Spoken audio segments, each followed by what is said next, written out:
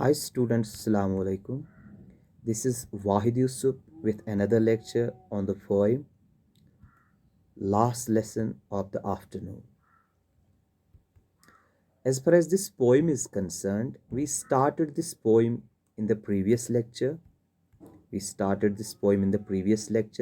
And in that lecture, we discussed the poet. And I told you something about the poet, his life, his career as a writer, as a poet, and we talked about his different professions. We talked about his professions as well. And then we also talked about that savage pilgrimage. And we also talked about that what was the reputation of D.H. Lawrence in his lifetime, during his lifetime. What was his reputation actually? That was very bad. And we also talked about how E.M. Forster described him as the greatest imaginative novelist of his generation.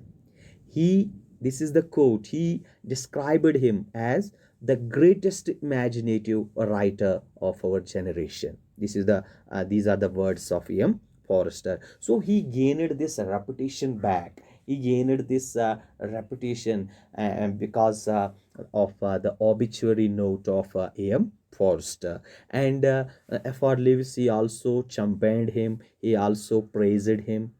And they are influential writers, and that reputation was that he got that reputation back, even though after his death. And as far as Lawrence is concerned, see, we are not going to start the poem right away. First, I will discuss something about Lawrence's writing, particularly poetry. We'll discuss something about his poetry first, then I'll give you some introduction background of the poem, and then we'll come to the poem. See, D.H. Lawrence addresses a number of issues in his writing. He addresses a number of issues, and these issues include mental health. He addresses mental health. He talks about mental health in his writing. He talks about vitality. In his writings. He talks about human sexuality in his writings.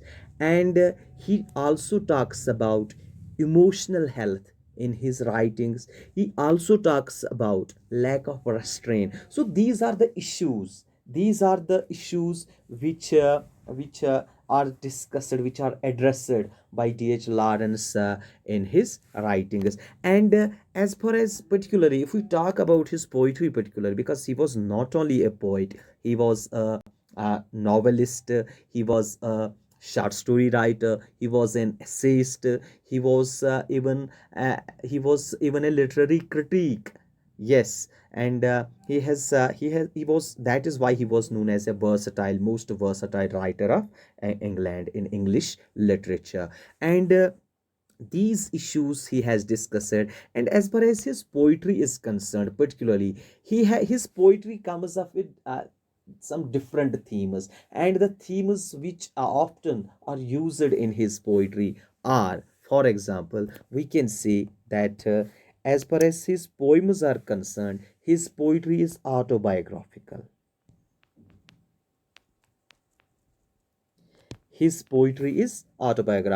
So he has written this autobiographical poetry.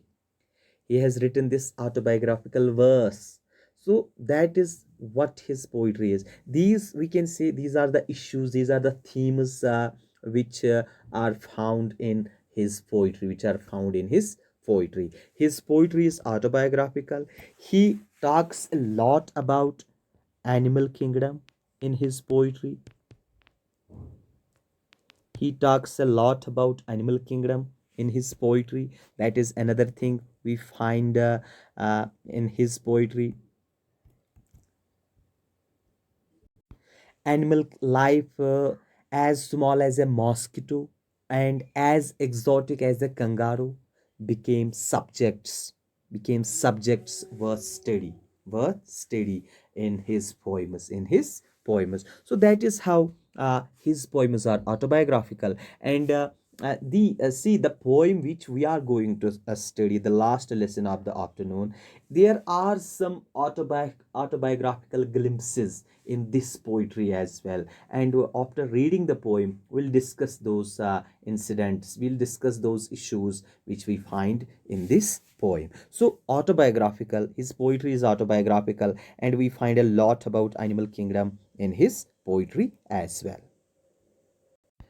The third theme, the third issue which is found in his poetry is the decline of Western civilization. See, this issue is also found in his poetry. The decline of Western civilization. Even though this is the most discussed issue in his writings, he has discussed these things in his novels as well, in his other write-ups. And as far as his poetry is concerned, this is one of the themes we can find in his poetry. And then he also talks about death. He also talks about death in his poetry. So all these issues we can find in his poetry. His poetry we can find is autobiographical. We can find issues related to animal kingdom. We can find some animals in his poetry. And there is also a numerous discussions, or we can say he addressed this issue, that is the decline of Western civilization, that is also addressed in his poetry. And death, upon death, he also talks about death in his poetry. So this was about some issues which are found in his poetry, and these are the issues which are found in his poetry. And now coming to the poem itself, the poem last lesson of the afternoon, last lesson of the afternoon, as you know that it is written by D.H. Lawrence. D.H. Lawrence. See, this poem expresses the poet's mood.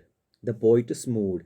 And actually, the speaker of the poem is a teacher. The speaker of the poem is a teacher. And we find that this teacher could be the poet himself. This teacher could be the poet himself, as this is one of the autobiographical elements found in the poem. We'll discuss it later on. So but this poem expresses a mood of a teacher, expresses the mood of a teacher, or we can simply say expresses the poet's mood in the form of a teacher. The speaker of the poem is a teacher actually, So Lawrence, as far as D.H. Lawrence is concerned, he expresses the poet's mood of bitter desperation at the thanklessness of a teacher's work. See, he is very frank. He is very frank here. He doesn't exaggerate the qualities of students. He doesn't exaggerate what the students actually say. He doesn't exaggerate their talents. He doesn't exaggerate their skills. He directly tells the reader how his classroom was, and how the students behaved. He directly tells the audience, directly tells the reader about that. And it is a poem which talks about a bitter desperation or at the thanklessness of a teacher's work. So the teacher works hard, and students become thankless. That is what is discussed in this poem. And in this poem, the teacher compares his students to hounds.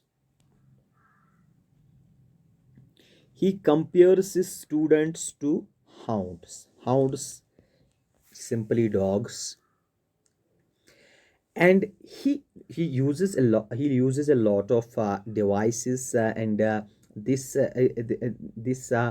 comparison between students and himself, between students and hounds. He compares this with using a metaphor, by using a metaphor, and he compares students to hounds, and he compares himself to a hunter. He compares himself to a hunter. And according to the poet, a hunter can do nothing when the hounds aren't willing to hunt. When the hounds aren't willing to hunt. So, in the case of the students who are indifferent as far as their hunt of knowledge is concerned, the teacher kinds himself involved in a futile activity when the students aren't willing to learn, and therefore it is of no use hauling or urging them to learn. So the teacher in this poem, the teacher fails to make them learn something. The teacher fails to make them understand something. The teacher fails to make his students to have the urge of knowledge. So that is what is talked about in this poem, what is discussed in this poem, that there was this teacher who was very willing to make his students brilliant, who was very willing to make his students to enhance the knowledge of his students. But the students who are compared to hounds, they have no interest in gaining the knowledge, and that is what is discussed in the poem. See, when we start this poem, we'll discuss these things in detail. So this was the introduction about the poem, and this was what this poem is about.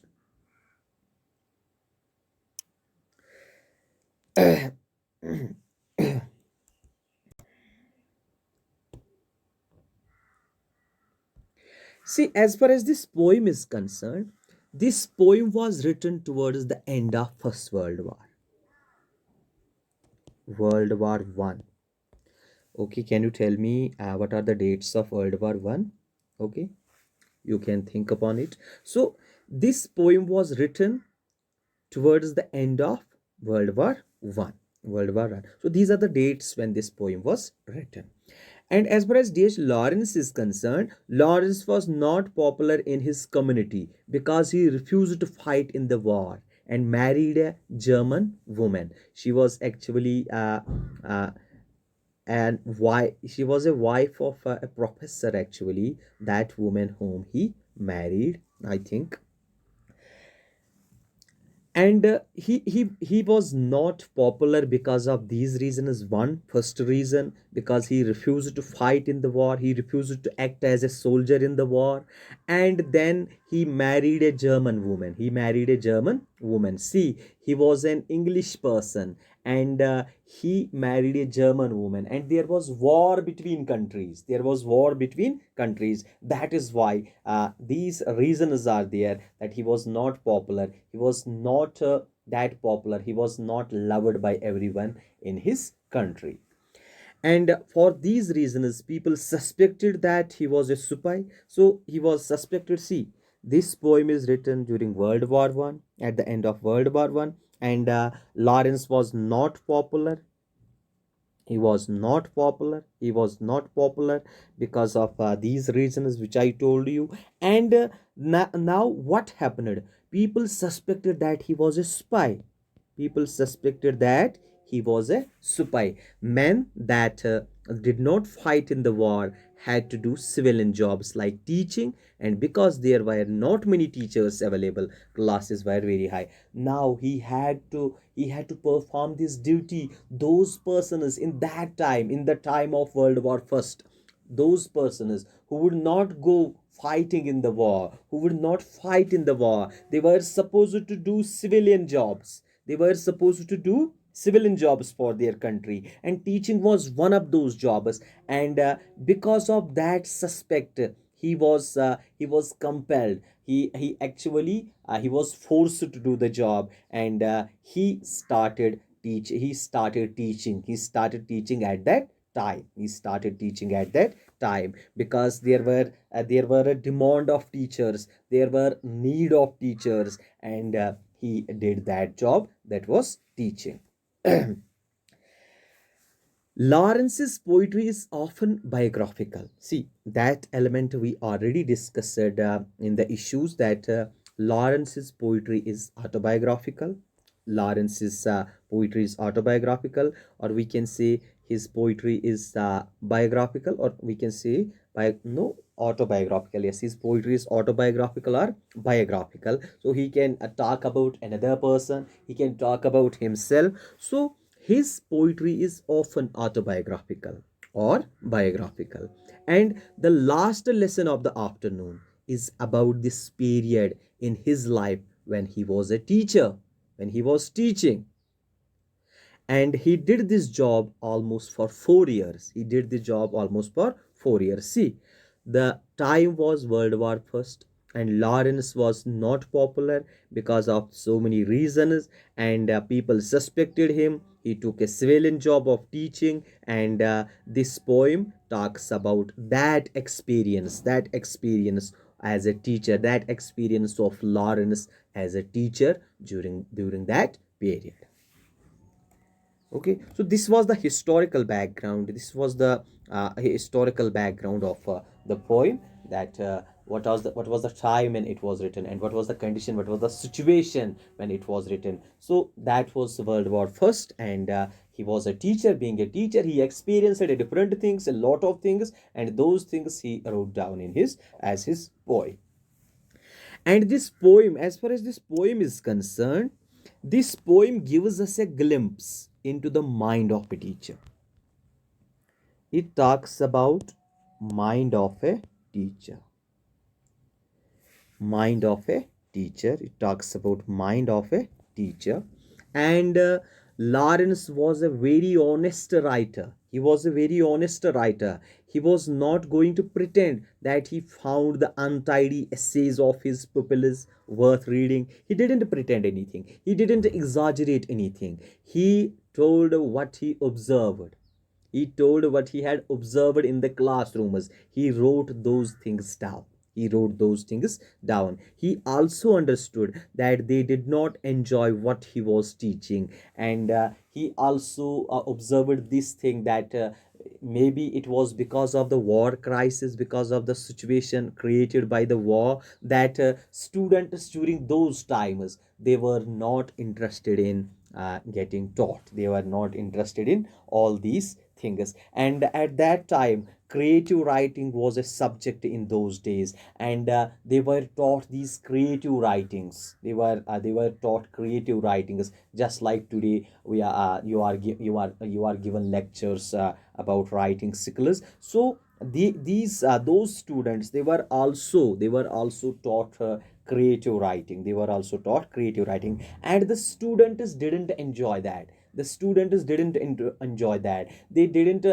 find any interest in that. Maybe it would have been done because of that war crisis, because of that scenario created by war. So this is the background, historical background of the poem, that prompted D.H. Lawrence to write such a poem. And in this poem we find a classroom in which there are students and there is a teacher, and we find what kind of relationship they have with themselves, and how they treat one another. We find all these things in this poem. And this poem also talks about D.H. Lawrence as a teacher, when he worked as a teacher, because he didn't work as a soldier. He didn't fight for his country, and then he switched himself. He went into this job, and he worked as a teacher for 4 years.